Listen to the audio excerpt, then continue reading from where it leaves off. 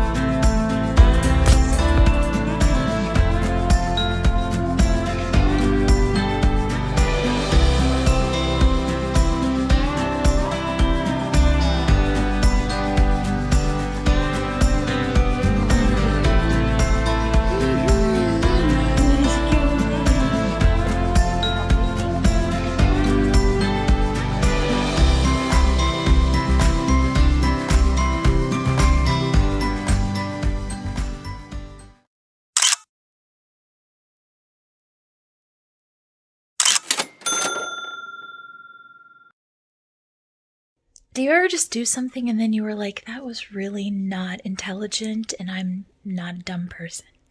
Yeah. So I was trying to get my book and I accidentally knocked over a can. Oh, hold on. Oh, I'll be right back. Of Dr. Pepper that I have sitting over here on the bedside table. And it went everywhere and soaked like the floor and stuff that I had on my table. There's a candle there, so I had to clean all that up anyway. Okay, so it is Saturday now, January 22nd, and quite a few things happened since my last video. Right after I got finished telling you that we had to do a few reminders to students about remote days, that was sort of like a, oh, the elementary just did it, we should do it too. They came on and let us know that they had decided due to weather that we were having a remote learning day on Friday and that all teachers had to go through step by step the procedures for remote learning and remind students of where to get their assignments and how to Zoom and all of that on Thursday. So instead of just having like a quick little like, oh, let's go over the procedures, it ended up being like a longer drawn out, like, okay, guys, we're going to take attendance. You have to make sure you're at the Zoom. Here's your schedule. Here's when all your Zooms are. Like, it took a lot longer than I expected. So because of that, I'm going to have to push back some of my lesson plans to next week. But it actually turned out to be a good thing because some of the things that I wanted to do, I was like, I can't do that lesson right now. I have to save that for the review at the end of the unit because it's going to require materials and I don't have any money to buy anything. But I just found out that we are getting paid a little bit early. Our state just gave us like a raise and back pay, and because of that, they've been working hard in the finance department to get out everyone's retro pay, and they did payday a little bit early, so our direct deposit is supposed to be in there like Tuesday or possibly Wednesday morning. I think it's going to be in Tuesday morning, but we'll see. And also, I got a little bit of money because I had gone on that trip and I told you that I turned in the reimbursement forms. Well, surprise, they gave me a direct deposit like 2 days after the forms were turned in, or possibly even 24 hours after the forms were turned in. I had no idea it was going to be that quick. I thought, well, it might make it on this paycheck, it might not, like, surprise. So we're fine. The January days of being lean are over. I mean, not going to go crazy because we're still on a low spend time of the year right now because of our land purchase that's coming up soon. But I actually think we're going to be able to put in an offer this week. We went back on the site and looked at which lots we were interested in and kind of came up with a number that we want to put down for one lot. And then if that doesn't work out for us, then we have a plan going forward. So I'll update you more. I don't want to tell you too much about it right now just because, it's still in the works. But once it's a done deal, I will definitely tell you what's going on. But super excited about that. So here I am. We had a remote day yesterday. I'm sitting in my bed. I have had a very unproductive day today, or I guess you could call it productive if productive means laying around in blankets, reading books, and enjoying the furnace and looking out the window at the ice storm. What is the matter with you?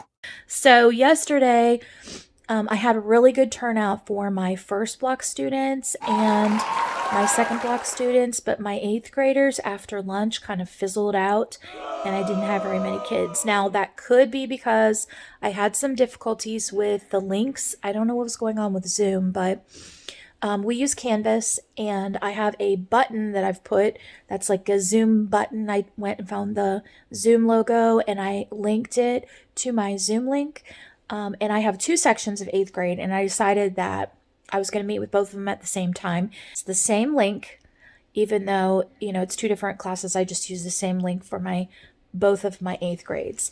And for some reason, on one of the classes it was working and on the other one it wasn't.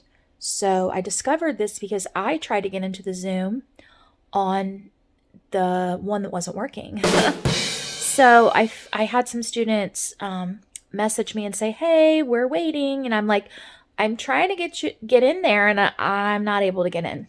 So they sent me the link. So something happened. I don't know, like if I made a mistake when I copied the link, maybe like cut a letter off or something or a number. But I need to go back in and fix it. So anyway, that might be why I had poor attendance, or it might just be because it was after lunch and no one wanted to come back. Because normally we have a remediation period, like after our lunchtime before we go into our 4th block. And since there was no remediation, that meant that the students had from 11:30 to 1:30 and they were expected to come back. So it might have been that we were asking too much of middle school students to be that responsible to come back 2 hours later.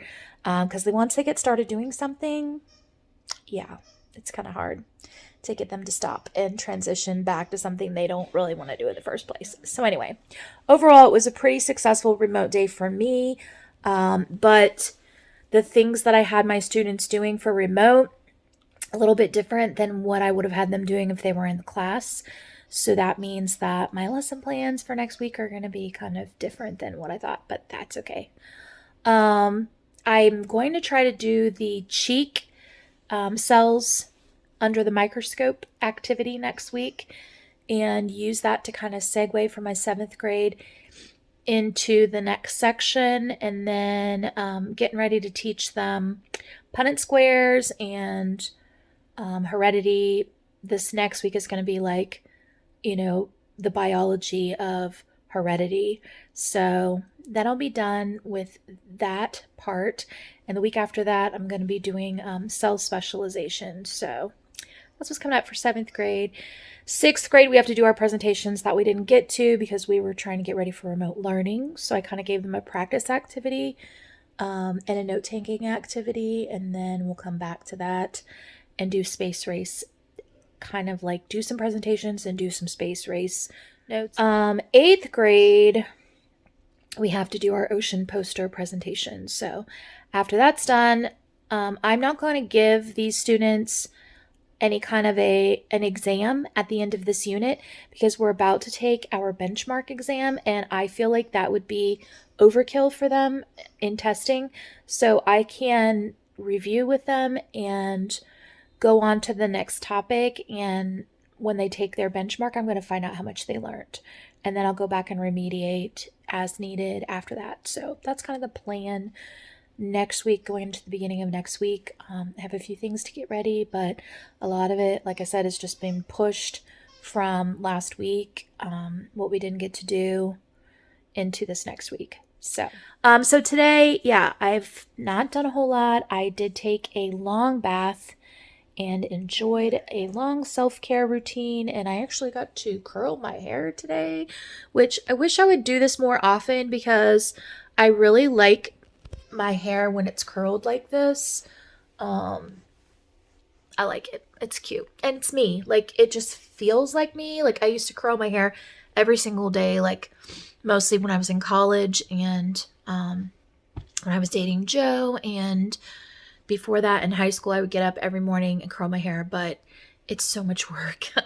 I have, like, a lot of hair. It's very thick as far as, like, I have a lot of pieces of hair, but my hair is also fine. So because of that, my hair tangles easily, and it's kind of heavy, especially right now. I need it cut, so it's even heavier than normal.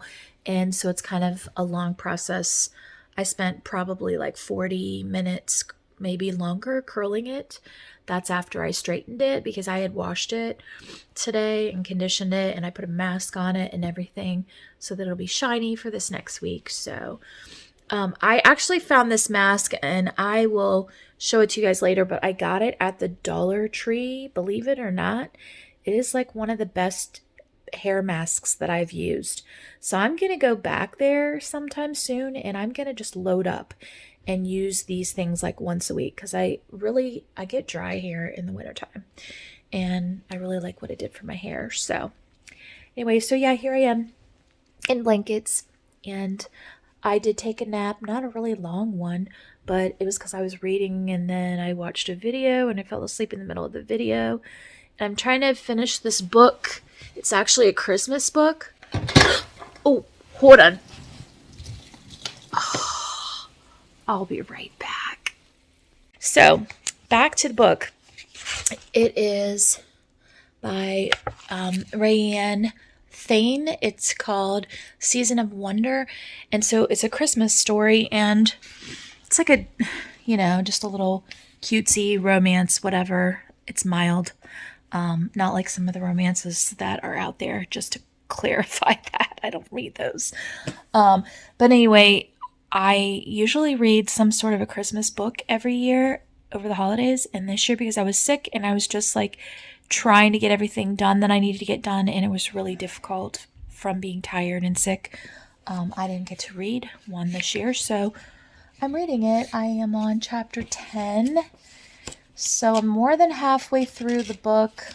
I read a lot today. There's 15 chapters. So yeah, I'll probably finish it this weekend. Anyway, I've done no housework, and I really need to work in my bedroom. It's a disaster. I'm not showing it to you right now. You're just seeing this. That's it. That's all you're allowed to see. I need to reboot my laundry because there is a load in there that needs to be rewashed because it's sat. That's just what this week has been like. So anyway, hasn't been a bad week. I don't know. Not been motivated to do anything at home much. But there is progress on the pantry. And because we are getting paid early, I am looking at some containers that I'm about to buy on Amazon for the pantry so that I can decant my spices and my most used items in the pantry, like dry goods. So I will show you what I'm up to, and then after I get the containers, I'll like share the process with you of putting those in there and show you the final product. So I'm super excited about it. And I think my next project is going to be the bedroom and bathroom, like the master bedroom and bathroom area, because I have some ideas for in here, making it nice. Usually I work on my bedroom like January, February before Valentine's Day. And this year I want to also like tackle making the bathroom, the master bath, kind of like a spa feeling place. So I will share that with you as well when I get to that point. But let me show you what I'm looking at that I'm going to be buying this week for the pantry. Okay, so these are containers, airtight food storage containers. It looks like it's from the brand Praki, Praki, which I believe is a German brand. These are gray topped. They have the labels with them. So this is what they look like close up. They have those little snap tops and they have all these different sizes. So super excited because I feel like this is like a complete set. We'll have all the different sizes that I need. And there's enough labels here that you can label and relabel. It has really good ratings. They're almost 5-star ratings. Overall, for like all of these for $56, I thought that was really good. So there's that. Then, okay, so there's these little scoops that there's different size ones to go in the different size containers.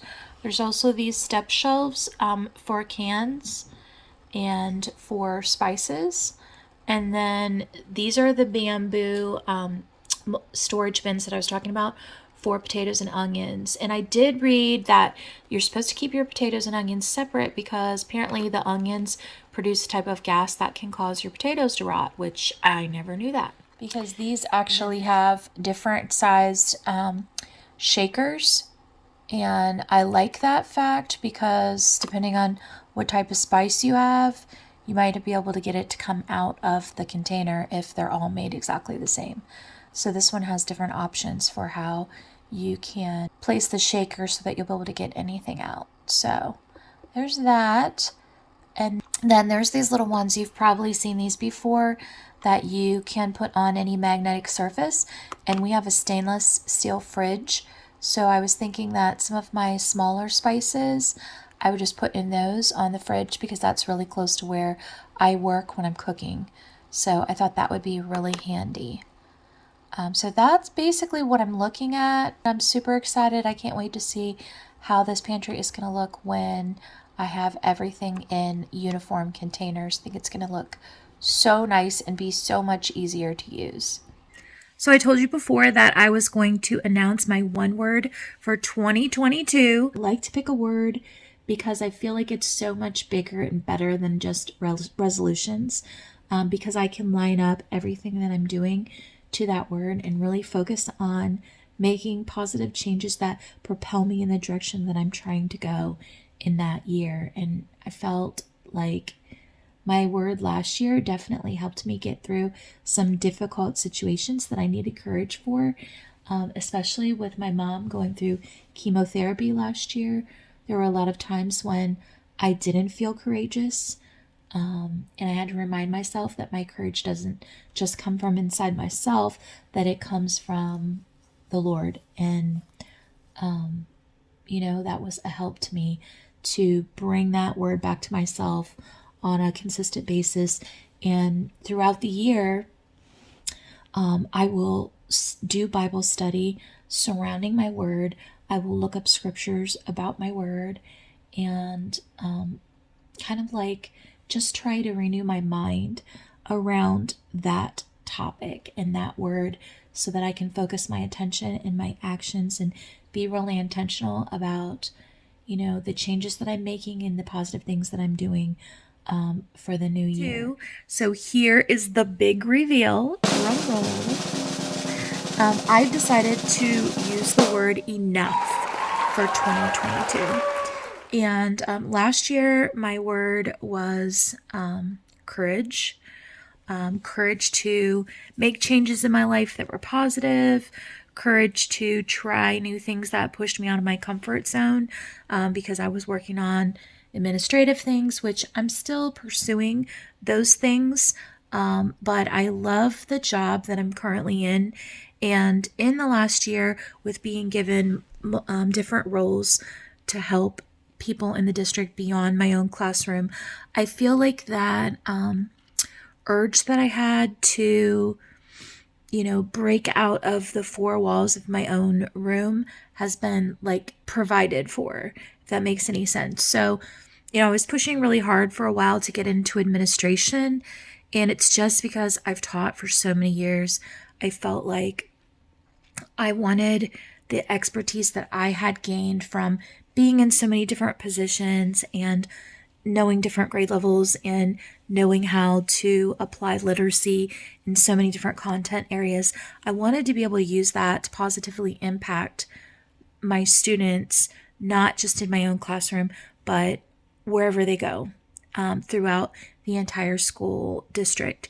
And so, some people I think will look at that and say she's just trying to make more money, she's like power hungry, or she just came here to use it as a stepping stone for her career, whatever. Actually, it's more like I came back to this county because I knew that it was the kind of atmosphere that I wanted to be in. I trusted the people that were in leadership positions to take good care of me, provide time for me to spend with my family and time for me to take care of my own health so that I would be able to function as a teacher well, and also as a mom and as a wife and a community member. There were a lot of things that led me back to the county, but when I came back to Hyde, you know, I did that because of those things, not because I thought that I would be able to be an administrator. I hoped that I would be an administrator because, you don't go to school and spend all of this money on an advanced degree and then, don't plan on using it. And then you're sitting here with student loans that you can't pay back, things like that, So, of course, I want to be responsible financially and be able to pay those things back. But at the same time, like, that's not why I came to Hyde County. The state is currently working on plans for expanding teachers' reach outside their own classroom without having to leave and become administrators. So I'm excited actually about the direction that the state is taking. We'll see how long it actually takes them to get there, because I think that there's a lot of things involved that have to do with the assessment side of when a teacher is ready to be placed in this like leadership type of position, that I'm a little bit wary about, because I'm concerned that it could become like a micromanagement thing. And, of course, it does depend on who your leaders are in your own district, and they can moderate it.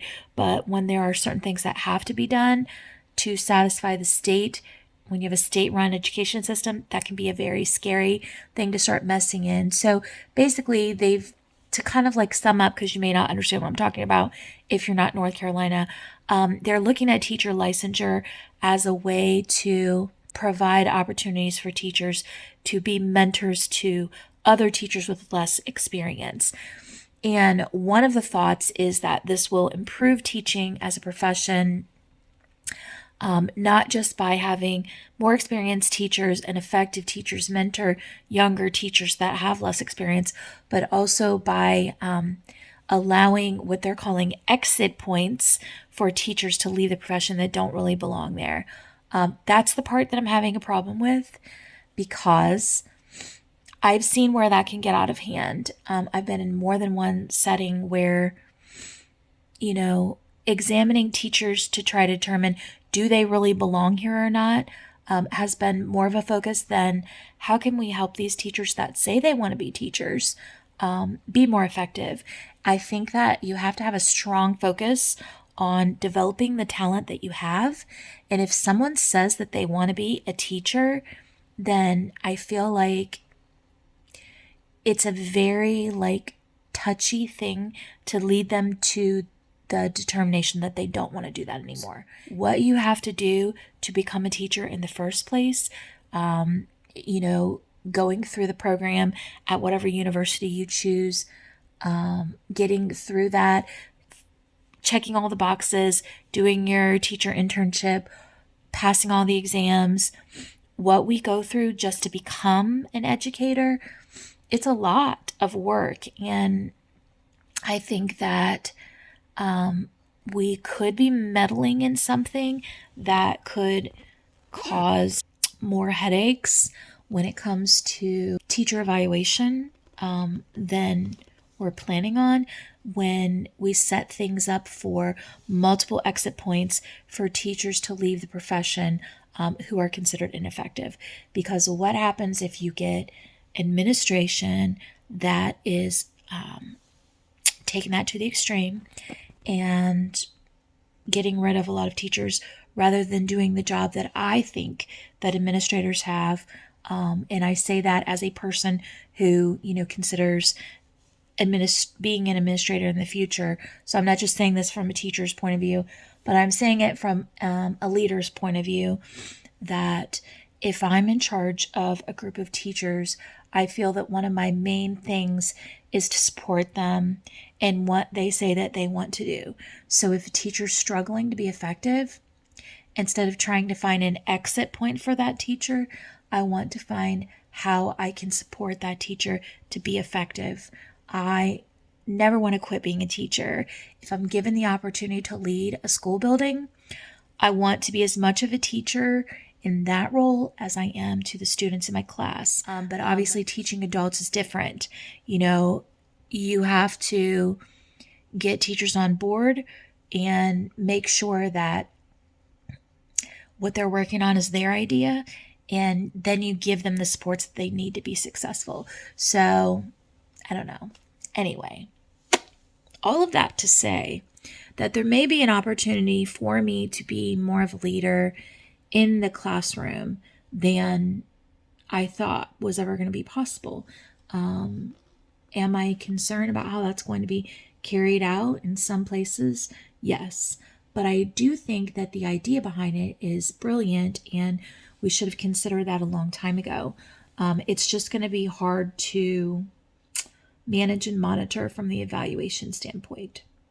So I see our evaluation, teacher evaluation, going through a major overhaul over the next 5 years, and it'll be interesting to see what that looks like.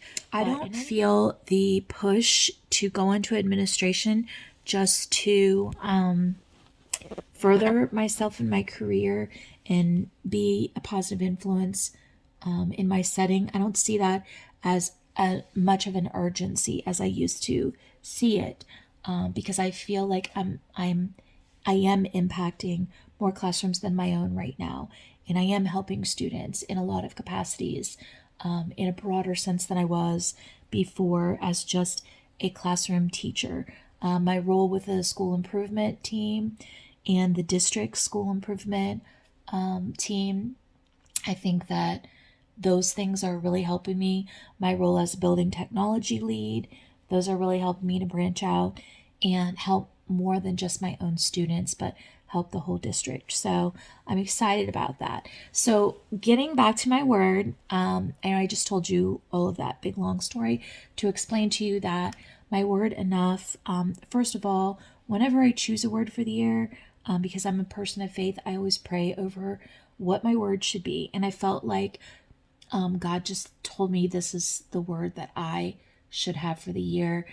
As I was praying, I had that like heart inspired, like little whisper that this is what I should choose for my word. And so then I started exploring the word and like what all the things that could mean for me for 2022. And I think that one of the big things that it means for me is that I am enough right now, right where I am. I'm enough in the position that I'm in. I'm enough as a mom. When sometimes, we mothers feel like we're not doing as well as we should, no matter what age and stage our children are in. I'm enough as a professional, even when others might question the way I'm doing things. I'm enough, as a teacher without being an administrator, I'm enough. I'm doing enough. I'm enough even if I never lose the last 13 pounds that I need to lose from my doctor's perspective to get my surgery. I'm enough right now.